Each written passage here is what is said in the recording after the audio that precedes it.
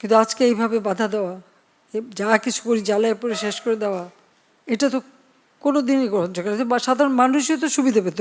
এই মেট্রো রেলে কারা চলতে, এক্সপ্রেস ওয়েতে কারা চলে? মানুষের কাজ করাটাই তো আমার কাজ।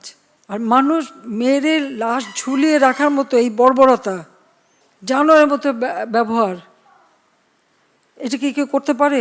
এটা কি কোনো একজন মুসলমানের লাশ ঝুলায় রাখবে পা বেঁধে? যারা এগুলির সাথে জড়িত অবশ্যই তাদের বিচার হবে, তাদের বিচার করতে হবে, নইলে মানুষের নিরাপত্তা দেওয়া যাবে না।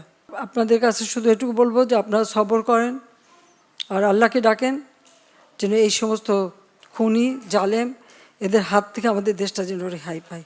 শুধু আমি এইটুকু বলতে পারি যে আমি আপনাদের সাথে আছি, পাশে আছি। আজকে যদি ভালো সময় হতো কত হাসি খুশি করে সবাই যেতে পারতেন, আর এখন আমারও আপনাদের চোখের পানি দেখতে হচ্ছে, এটাই সবচেয়ে কষ্ট।